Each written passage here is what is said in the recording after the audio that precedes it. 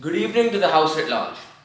Today, we will be debating the motion this House believes that important decisions about children's health should be made by medical professionals and not by their parents. As the first speaker's side proposition, I will be defining the motion and laying out our burden of proof as well as giving you some of our introductory principal arguments. So let's first of all define the key word in this motion, which is important decisions. What do we mean by important decisions? Well, important decisions as characterized by side proposition are those which will either have a possibly fatal impact in the short term or could have a very devastating impact in the long term on the health of the child.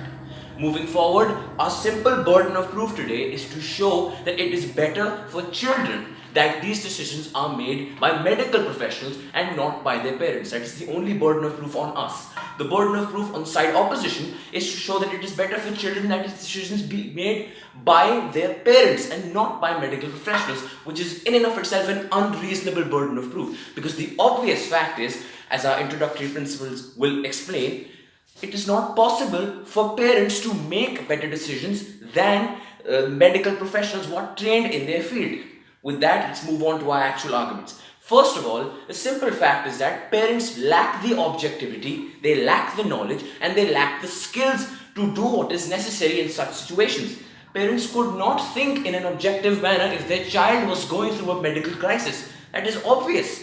Parents would be too attached and they would not be able to make the correct decision. We do not even let in our society doctors treat the medical, doctors manage the cases of the people who they are close to. Why? Because they will not be objective. They will not be able to make the correct decisions. They will not be able to take rational, objective decisions, and they will not be able to do right by the patient. It is simply true that it would be worse for children if their parents were the ones making these decisions than it would be if they were medical professionals making these decisions. Moving forward, I would like to bring up the Alfie Evans case. As we all recall, last year in 2017, Alfie Evans was a child in England who suffered from a degenerative neurological condition, and his condition had gotten so bad that at one point the hospital where he was had basically said that they were going to cut off life support because an Alder Hayes Children NHS Foundation has been quoted as saying continuing ventilator support would be unkind and inhumane, because the simple fact is that Alfie Evans was suffering. He was in pain. What kind of an existence would he be living? But again, his parents, they were lacking objectivity. His parents were thinking emotionally, not rationally. His parents repeatedly appealed to the government, appealed to higher authorities to continue life support, to continue treatments, to further prolong their own child's suffering. Why? Not because they wanted their child to suffer, but because they were not objective in decision making. They were influenced by their emotions. Because the simple fact is, parents will not be able to make these objective decisions because they will have a rush of emotions and they will not be able to think clearly. That is the simple fact. That is the only argument that needs to be made. But moving forward, let's also look at the simple fact that parents are, unlike medical professionals, susceptible to misinformation and to new parenting trends or facts. Let's look at the new trend of anti-vaccination parents. A study by the Baylor College of Medicine shows that there has been a major increase in the anti-vaccine activity in the United States. What does this mean? Well, parents are thinking that it would be better for their children to not get vaccinated. Why would this be? Because the simple fact is that parents will be unobjective and therefore they can very easily be swayed by misinformation.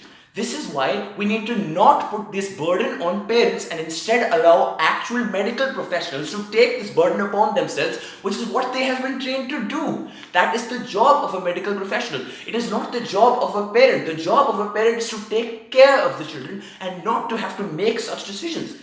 And obviously, the consequences of not getting your own children vaccinated are horrendous for the children.